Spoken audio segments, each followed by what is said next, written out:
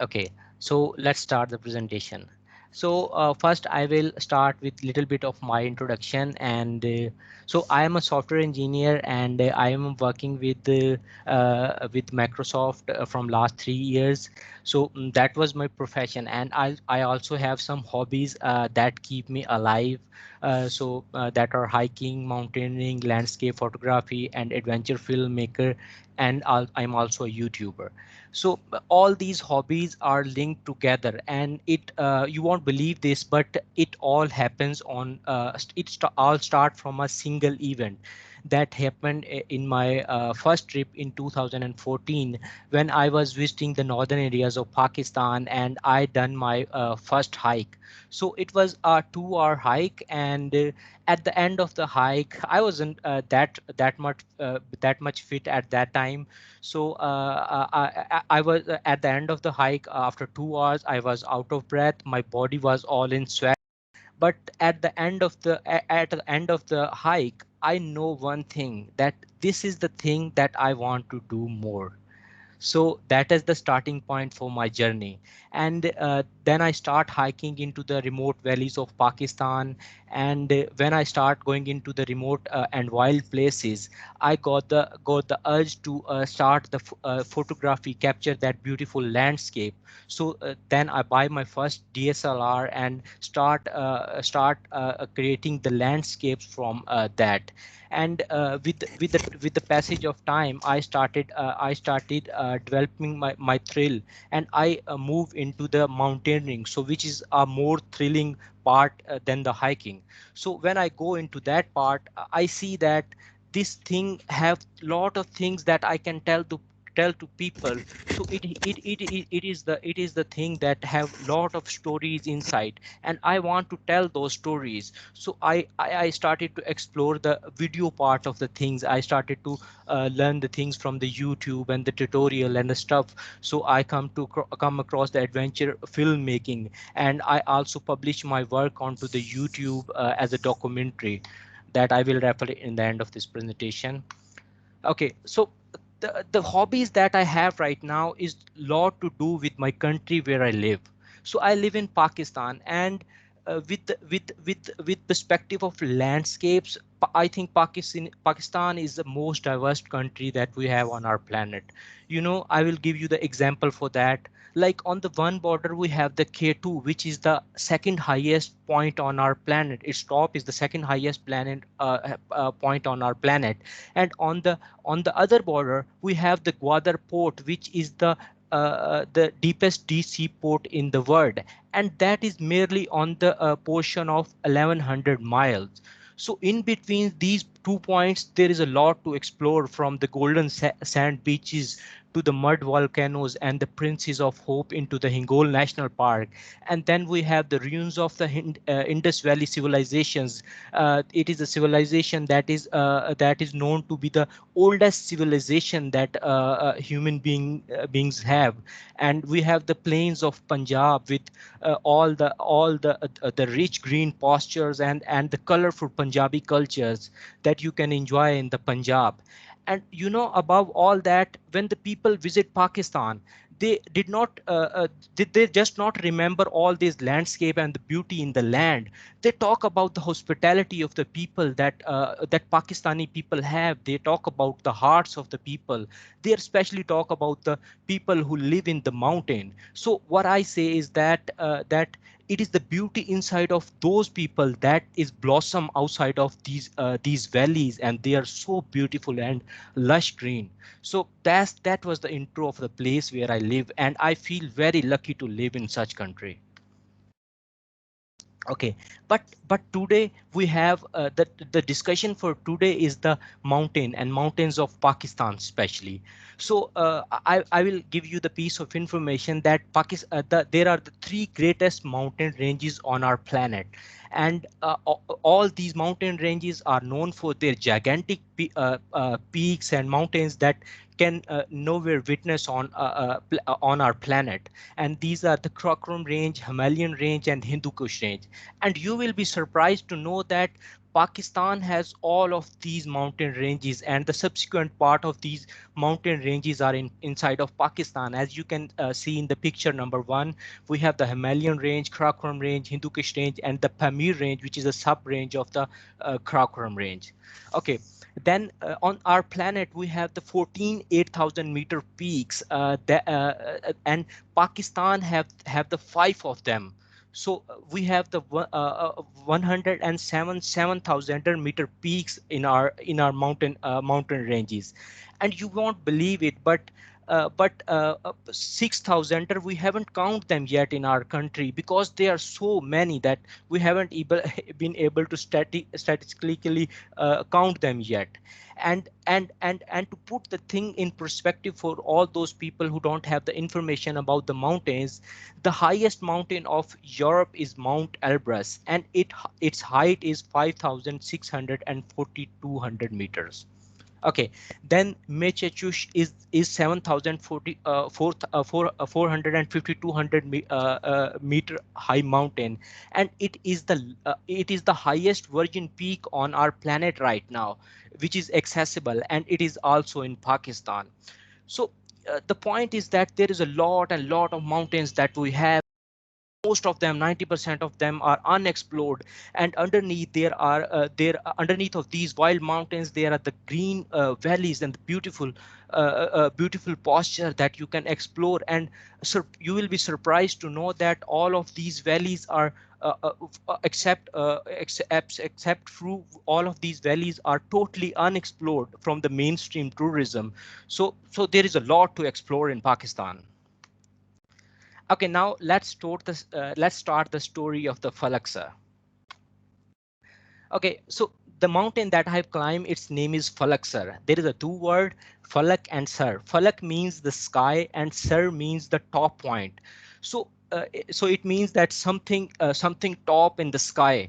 So this is what it exactly look like when you have the first glimpse of this mountain from the Chishma Shifa that we will talk about later. But you can see in the picture number one that it is so high and gigantic when you have the first look of that, and you just say that I think this is the rightful name for this peak.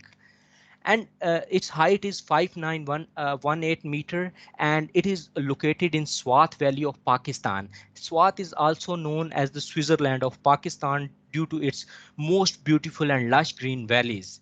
And this peak is also known as the mini K2 because of its perfect pyramid shape that it has, and it also resembles the K2, which is the second highest mountain on our planet. And so now let's talk about a little history of this mountain. So this mountain was first climbed in 1957, and it was measured at that time by the two New Zealander climbers.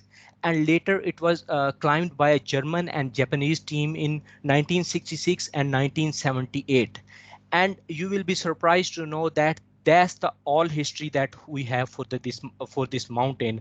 And this information was get from the American Alpine Journal, which is a journal that record all the mountain across our planet and its climb and stuff like that. And there is one more bit that no Pakistani has ever climbed this mountain. So there is a history part also involved regarding the Pakistan for this mountain. And see, I am following this mountain since 2015, and I have seen 8 known attempts on this mountain, and yet no one have seen the summit on this mountain. And I remember the interview from the guy who was leading the expedition on 2014. He said that he was an experienced climber, and he climbed one or two 8,000er mountain, and he said that I have found this mountain even more difficult than 8,000er that I have climbed. So there is a big respect for this mountain in the mountaineering community. Okay, now I will tell you guys about my team. So Ahmed Mujtaba is a full-time into the tourism industry. He run a mountaineering equipment shop in Lahore, and he was our team leader. Then we have the Hamza Anis. Hamza Anis fellow climber, and he is also an automation engineer in Nestle, Pakistan. You already know about me. And then we have Professor Dr. Shahryar. He was our base camp doctor, and this guy is legend in himself. He is into the philanthropy, and he's the biggest cancer specialist, or the most senior cancer specialist in Pakistan. So he is running Asia's largest cancer hospital, a charitable one for the poor people of Pakistan. And then we have the Aman Mujtaba, who is our base camp manager. So this guy has done all the stuff from for our in our management of expedition. This guy is a local from Kalam. I will tell you Kalam about Kalam in a few seconds. So he have done all the stuff for us, from arranging porter to arranging jeep and all that stuff that you need to do on the point where you go for climbing. So this is the picture of Google Earth, where you can see that on the bottom we have the Kalam, which is the last human establishment, the big establishment, where you can refill all the supplies and stuff that you need for the expedition. And the top of the mountain, you have seen the big gigantic ridge, that is the Falak Sar. Okay. Day one. So day one, we travel from Lahore to Kalam, and as I have told you that Kalam, you can see in the picture number one, that is the Kalam city, and we enjoy our last big meal from this place. This place have some specialty in food like chapli kebab and kabli pulao, all that stuff that are famous for these Pathan people that live in our mountains. And we also purchase some expedition essentials, like we refill our gas cylinders, we purchase some potatoes and fresh vegetables for our base camp. So that's the thing that we have done in Kalam in our first day. Okay. Then we move on the second day. We need to move from Kalam to Chashma Shifa. Chashma Shifa is the place from where the real hike start. It's basically Kalam to Chashma Shifa. It's a 2-hour jeep track, and Chashma Shifa simply mean Chashma Shifa is the local word which simply means the pond of healings. Okay, we start our journey for the Chashma Shifa at 6:30, and in way we have seen the multiple things that there is a beautiful Ushu forest, that which is a big pine, big deep pine forest. And you can also see in the picture number second, that these are the Mankyal peaks that are also virgin peaks, and they are really respectable in mountaineering because they haven't been climbed yet. Okay, when we reach the Chashma Shifa, we need to start the hike towards the Falak Sar. You can see in the picture number one, that is the Chashma Shifa. So for the reference, when I will refer to the picture number one, it is this, and then this one is second, and this is third. I hope you all got it. Okay. So the height of Chashma Shifa is 2,700 meter, and when we enter into the valley, you can see into the picture number three. The valley is not very wide, and we start hiking into the valley, and then the valley opens up.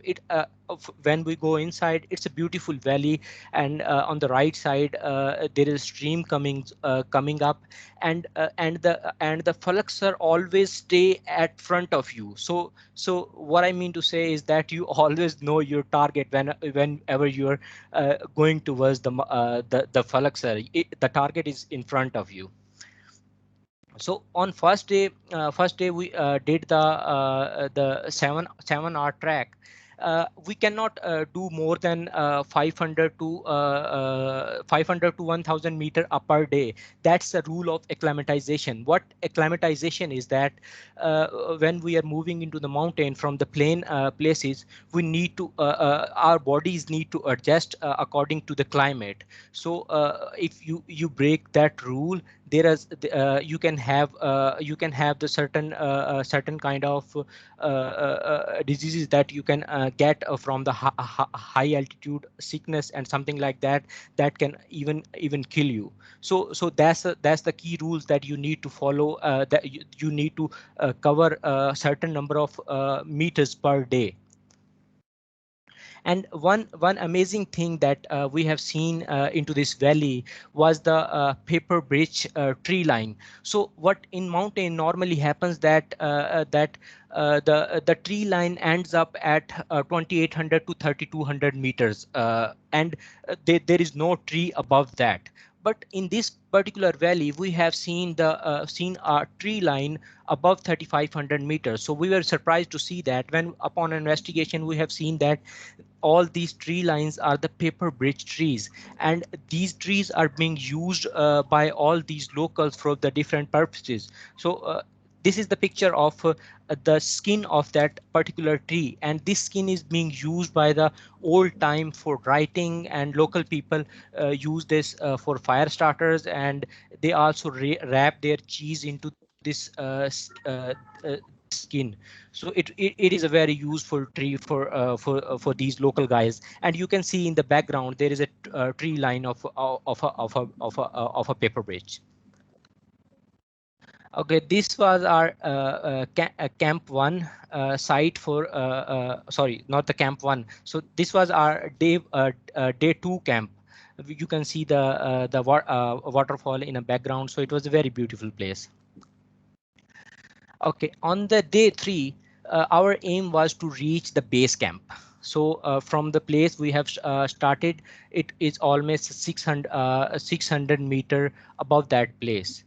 It is a steep climb along the waterfall. You can see the waterfall in picture number 1 and 2. It is a very beautiful waterfall, but the climb with it is very steep, and it will lead you to the base camp. The terrain was all rocky, and we also faced some bad weather during our hike. But overall, it was 8-hour hike, and it was very beautiful and scenic track. And this is the first main view that when you cross that particular ridge after the waterfall, you get for the Falak Sar. Okay, let's get some information about the base camp. So base camp of this mountain is at 4 to 30 meters, and it is the place that is on the glacial sediments. So what sediment is that you can see the glacier running down from the mountain in the picture number 1. It brings down the rock from the mountain, and on the bottom part we have the piles and piles of rock that are gathered here in thousands of year process. So it was all rock, a rocky portion, but luckily we have our fresh water supply that was directly coming from the glacier water. And mountain view was very amazing. We can see the ice fall, the main ice fall that we are going to climb, and then we can also see the Mia Gulsar, which is a mountain that is the highest mountain of this region. As you can see in the picture number 3, Aman Mujtaba is trying to capture the sunset on the mountain of Mia Gulsar. This is the Mia Gulsar, such a beautiful pyramid that you can see into the see far from your base camp, and you can see that in the bottom valley there are whole lot of clouds and upper part is just naked. It was such a serene view. This is the night time of I have done some nighttime photography, and this is a nighttime view at our base camp with the millions of stars on our head.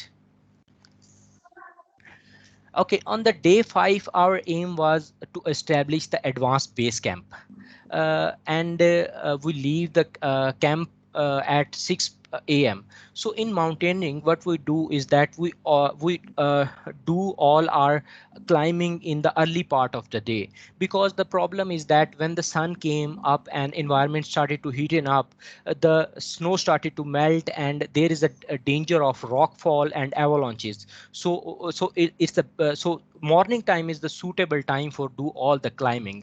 And then there is the one more thing that I want to tell is that we were trying to climb this mountain in alpine style. So what alpine style is, sorry about that.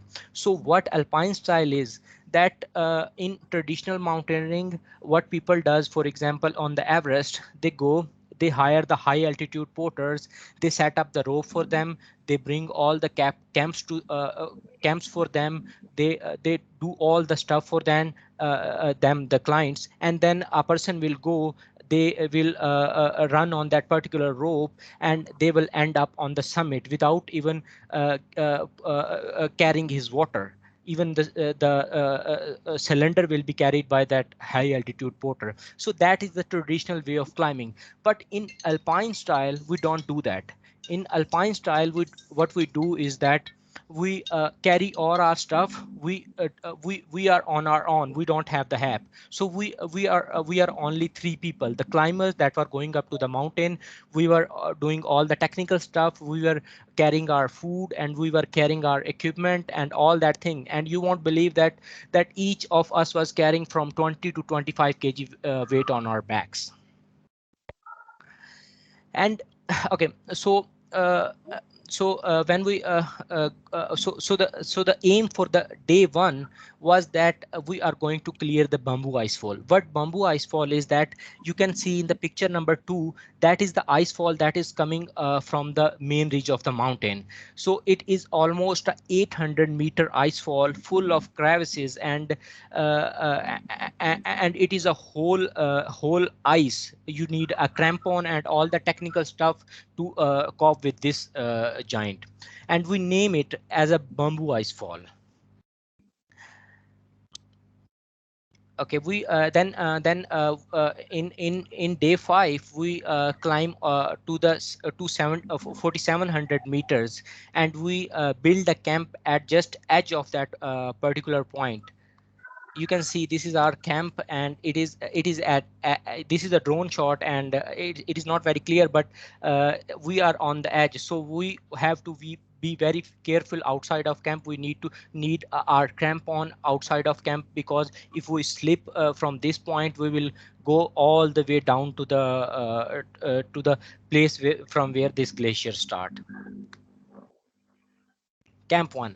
Okay, day 6 we need to move to the camp 1, and this area, you can see in the first picture, this is the dropping point of the glacier, and it is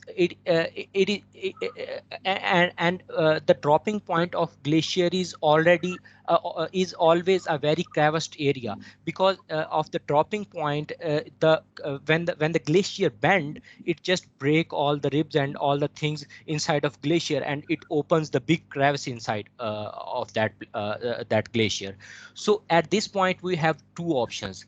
Either we can go from that part, from the glacier from the right side, or either we can go from a left side. You can see a pillar type thing into the second picture. We have tried this new route, and we have just gone from this place, and we have named it as a fallen gallery, because as you can see that there is a whole loose rock and on our head. So it when you pass through this particular area, you can literally feel like that whole thing is fallen on yourself, and it is a very risky area for the rock fall. And we use all the protection of the rope and stuff to crossing from this area. You can see a big crevice on the front of the climbers, and there is a big wall that we are going to go into, and you can see that it is all a loose rock. And this is the view of fallen gallery that we have to climb up. View from top. This is our camp 1. So camp 1 was the beautiful place. It was the snowfield, and we were all happy to be on this place, and uh, we just held our camp and lay down in it. And day 7, because we were carrying so much of a weight, so weight was wearing us out. So we decided to take some rest day on day 7 to revive some energy. So there was two things that we decided to do that day. of resting and do lot of eating. And you can see in picture number 3 we have some boiled egg and boiled potatoes that we carried from our base camp. And we just consumed that whole day, and it was a very good and enjoyable day. And one more thing, one information that I would share, that whenever you you put your foot on the glacier, the only water you can get is by melting the snow. There is no water source. So what we do is that we get the snow or ice, put that into our stove, and we melt that, and we drink that as a water. This is where we are melting the snow for water. Our fruit tin that we consume. Okay, camp 2. We move from camp 1 to camp 2 at day 8, and this is a very interesting area, and I would like to share a piece of information that you can see that in picture number 1 there is a complete snow field up there. This is you won't believe that, but this is the most dangerous area, because this area can have the hidden crevices. What hidden crevices is that when the ice break up, there is a crack inside of ice. The snow happens on the mountain, it just cover that particular crevice. And when the climber and if the platform is not stable enough, when the climber will try to go up to that platform, it will just collapse and climber will fall into it. And these falls are 99% fatal and very dangerous for the mountaineers. So what we do for this thing is that we rope up each and every climber with the difference of 10 to 15 meters rope, and one person will go up, and other two on the backup, or one on the backup will stay will maintain that difference. So for example, if the fall happen, the other people will stay there and rescue the person that is falling inside the crevice. And we also face the bad weather in this day. We try to find the campsite on 5430 meters, but there was no plain place on the for the camp. So what we do is that we just make a platform on the lip of a crevice. That was a very dangerous move, but that's the only option that we have.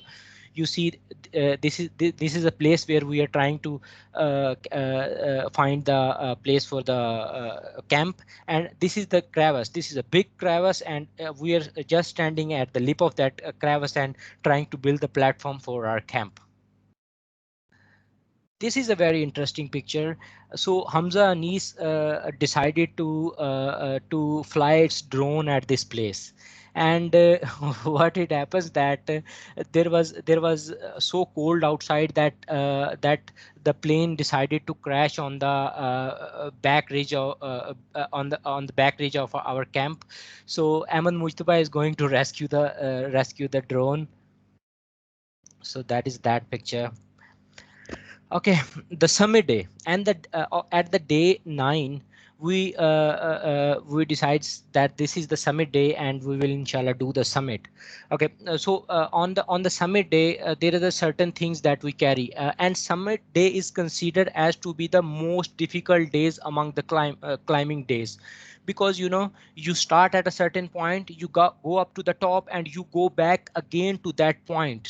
So it is almost, for example, normally the summit day start from 3 a.m. and goes up to the dark nights. So it is so big and hectic day that we have to always leave early to eliminate all the chances of going into the dark. And when we go to the summit, the we only carry the basic stuff, like for example, we carry some food, and we carry the stove that we use to melt the water. And that's the thing that we were carrying on that summit day. You see in the picture number one that this is the ridge. This is the main ridge that we can just see from our camp 2, and our estimation was that we will be able to cope with this ridge in just 5 hours. So that was our estimation, because we were thinking that it's so near, we will be able to go on the summit in 5 hours and we will be back in the daytime. So we leave from the camp 2 at 5 a.m. and our climbing strategy was, so you can see in the picture number 3, the ridge was very steep. So our climbing strategy was that one person was climbing up with a rope. It will go up and it will build the anchor, it is called the dead anchor, and it will build that anchor. It will anchor the rope into that particular anchor, and rest of the team, or two of us, will be go on that rope. So that was the strategy for us. So we were going one after another pitch. This whole section is that rope cover. We were having a 70-meter rope. So whole section that cover this rope is called the pitch. So we were doing the 70-meter pitches, one and after another, one after another. So we done the 8 pitches, and we were just down under that rock portion that you can see in picture number 1. And at that time, you won't believe this, but the time was 5 p.m. and we were like that we are not going to make it. And at that time we have the two options. One, either we can go down and abandon our summit, and second, we can do is that go up and put our lives into the danger. So these are only the two options that we have. This is Hamza Anis sitting on the bottom anchor. You can see how steep the ridge is. Another picture. These are 3 alpine lakes on the background and whole the mountain view. Okay, when we were sitting there and not the sitting there, but having a discussion there at just bottom of the rock, our leader just have a glare at right and left, and he spot a cave, a snow cave at just at the bottom of summit. So what he said to us that I think we should stay into this cave. And I was like, I think he's joking, but but unfortunately he was not joking. He said that I am going to go there, and I'm going to check if that cave is safe, or we can spend the night over there, and then you guys are going to come behind me if I give you the thumbs up. So he goes inside, you can see in the picture number 1, and he give us thumbs up, and we just follow him, and we go into that snow cave to spend the night. You can clearly see the cave in picture number 2. Okay, let me just tell you the platform that we have inside a cave. So the platform is enough that one person can lay down, and if one person is laying down, then other two have to sit down. There is no other place. We have the crevice on back of our side, and we have the crevice on front of us that I will show you in the pictures. And at that point, when we reach into the cave, the stuff we have is that we have the 2 3-in-1 Nescafes, and we have only a few candies and a stove that we use to melt the water. That's the only eating stuff that we have that we can use to revive our energies. And at night the temperature raise up to -18. And I think up until now you already known that we don't have the sleeping bag, we don't have the sleeping mat, we were only in our climbing suit, and we don't have anything else, and the camp was already on the camp 2. So night was so cold that after 10 to 15 minutes we decided to not decided to, but ask each other, the person who have the mobile battery left. I ask him, or other person ask him that what is the time, after 15 minutes, after 20 minutes. So that's how we spent the night. You see, this is the front part of that platform that we have. This is the crevice. Just I think you can see from the picture point of view, it is just there, and I was sitting on the platform and taking this picture. And this is Ahmed Mujtaba on the right side, and the jacket that you can see as a headless headless person, it's me, and my head is just dip into that back crevice that was on the back of our on our backs. But at last the dark goes off and we have witnessed the most beautiful morning of our lives. You see, the landscape is so beautiful that I think this picture will not do the just for this scene, but I can still remember the landscape and the beauty. Like, we were sitting above all these mountains, and there was so beautiful landscape. We are melting the snow we had the coffee at the night, and this is the morning time, so we are having the second coffee, and this is the last coffee that we have, and we will drink on the sharing basis. The real summit day. Okay, so according to our calculations, we were just one pitch shorter from the summit. We can see the overhang on our heads, that this is the one pitch that we are going to climb, and we will be on the summit.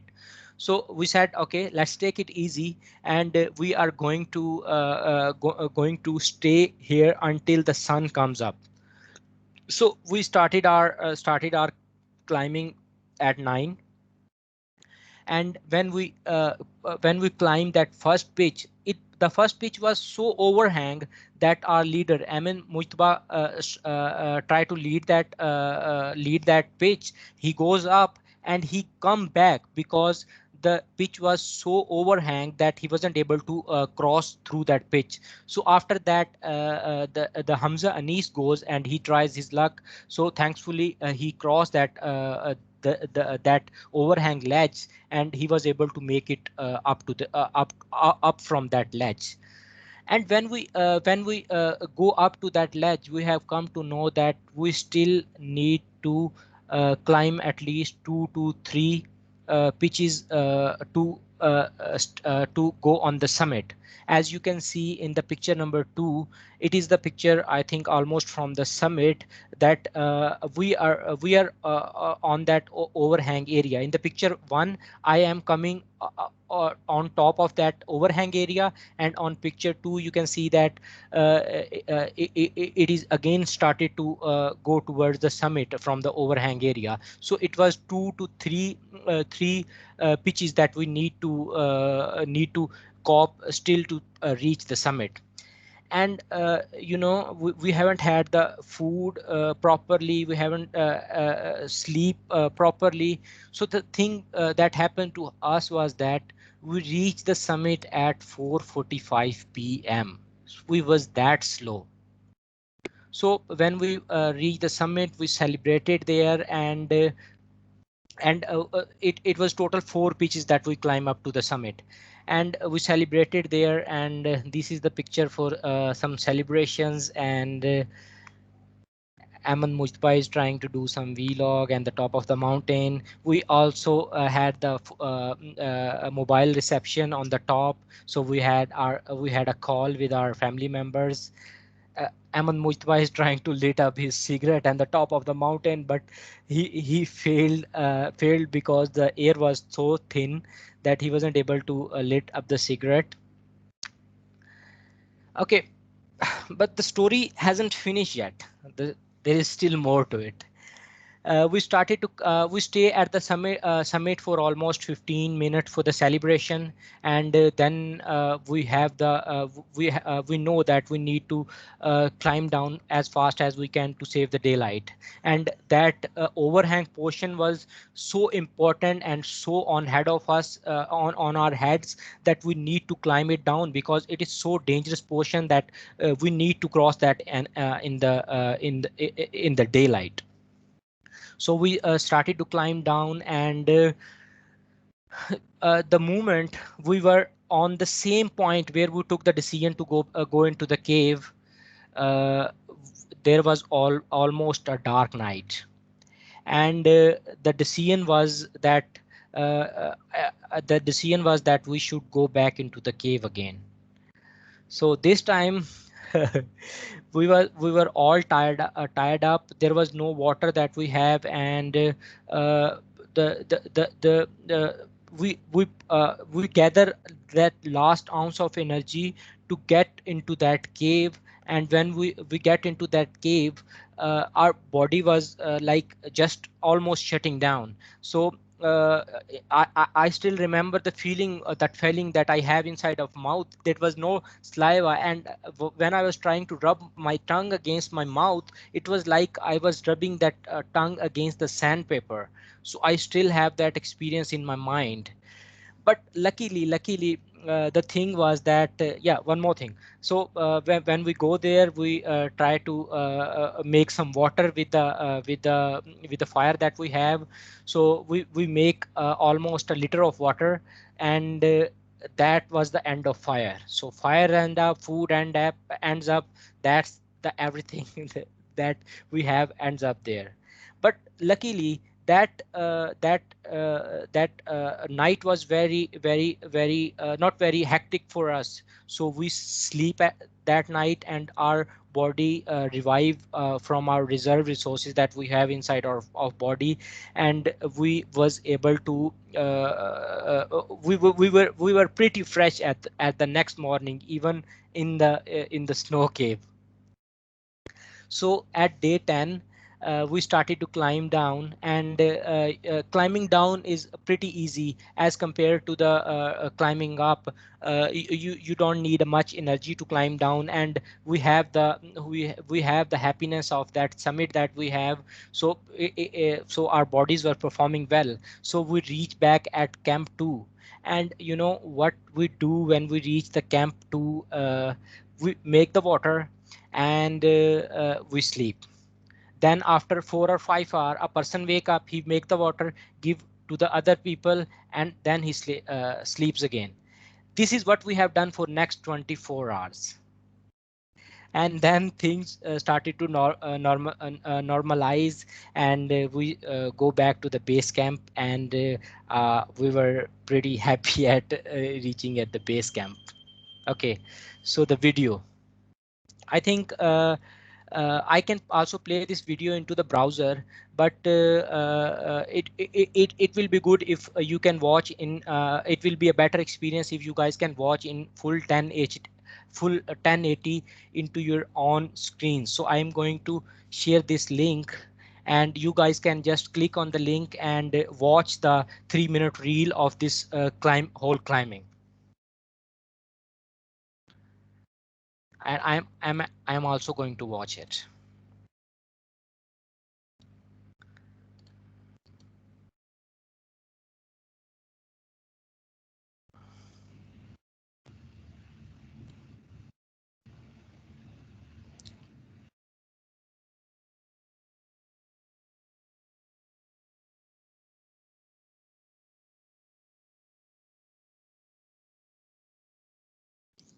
Adnan, we're not having sound with the video. Maybe you just want to kind of say important things as we're watching through it. Sorry, come again, please. There was no sound with the video, so you might just want to say some of the things as we're watching Yeah, it. that's why I have sent you the link. You can turn on the sound. I think from it is from the YouTube. Sound is music so far. Yeah. Yeah, that is music. You have already heard the story, you know the points, and you will be able to this is not a documentary, this is just a show reel.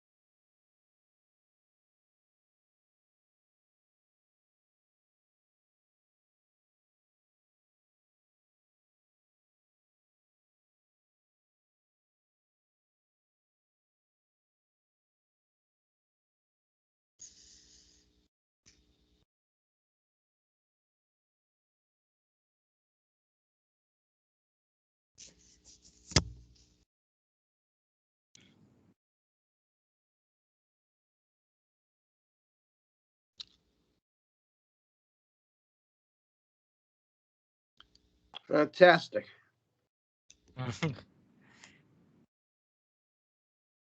Adnan, as we're watching it, we did have one question.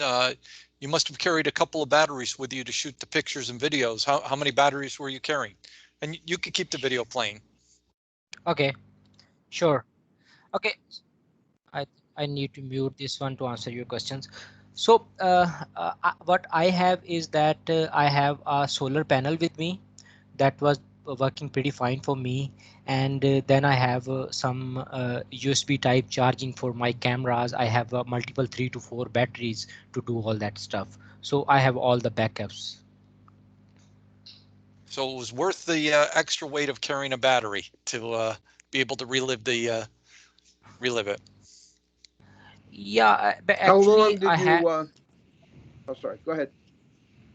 So actually, the thing is that I have developed that thing in me to capture that stuff, and because I consider myself as a storyteller. So when you are going to do the storytelling, you need to do the extra hassle for that. So I am willing to do that thing, and I also do some extra exercises because going back and forth and getting that all that shot is more hectic because I am carrying all that same stuff that other guys was carrying, but I was still at the same time I was capturing the whole experience. So it's lot more than just carrying the stuff. So I prepare myself for that.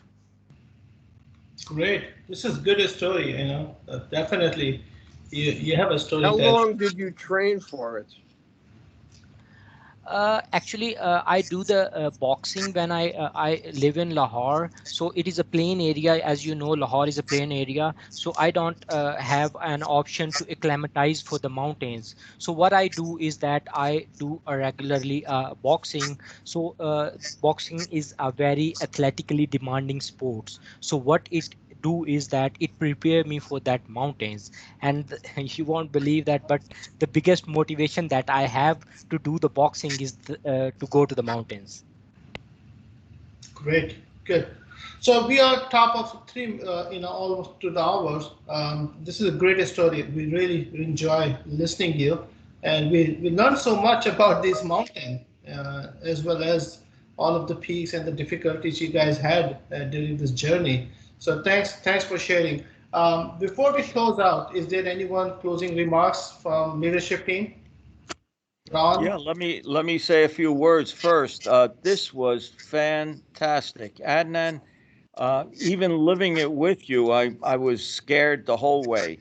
So congratulations, Yeah. and what a story! I hope others I'm not expecting to see another story like this, but any good story about your passion, we would love to hear about it. Thank you.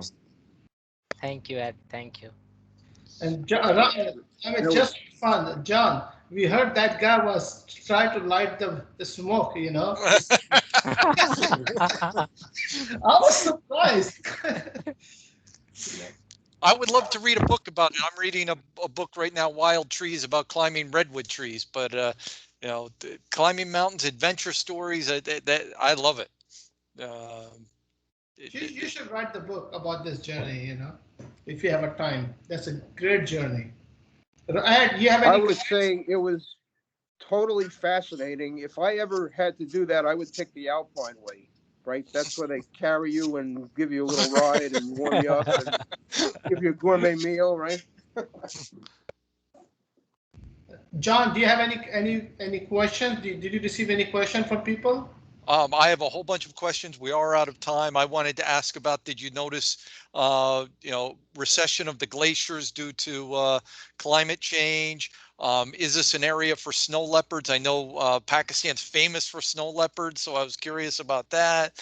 I was really curious about the 2 nights in the snow cave. That's just absolutely incredible. Unplanned nights in a snow cave. But the one question we'll close with, I guess, is the weather. You seem to have blue skies in most of your pictures. Is there a particular season or time or reason why you went then? Because your weather seemed to cooperate very well. Yeah, this year it was an exception. I haven't mentioned one thing into my story, that I have also attempted this mountain last year, and we just came back from the camp 2 because of the bad weather. So what we say about this area is that the weather of this mountain is totally unpredictable, and even when you have the clear weather into the Kalam, you have seen into the Google picture that it is not far from the mountain, but you have the snow and you have the cloudy conditions on the mountain. So it is a really phenomena that we need to read on the mountain, because it had there is a saying that big mountain have their own weather and the season. So I think that is a true even to this mountain. They have the cloud on the top of that, and the whole other valley is clear. So it's really anonymous for me. Great. Great. Did you? Yeah. So the same question, John. Did you spotted any animals or anything? We haven't spotted any animal, but we have spotted some different kind of birds that I haven't seen in my life, and even I haven't seen on the Google. So it was very different. It was looking like something more like crow, but not very much like crow. But it was a different kind of bird, and it was living on that top glacier that I have just shared, and it was flying all above the area. Other than that, there was no such thing that we have experienced. Great. Great. Thank you. Thank you, Adnan. Thank you very Thank, much. thank you guys. Thank you for your time, and it was wonderful telling you my story. All right. Great. Thank you, everyone, for Thanks, Okay. joining sir. us and listening. Fantastic. Just Thank you. Thank you guys. Bye. good. Bye. Bye bye. Bye.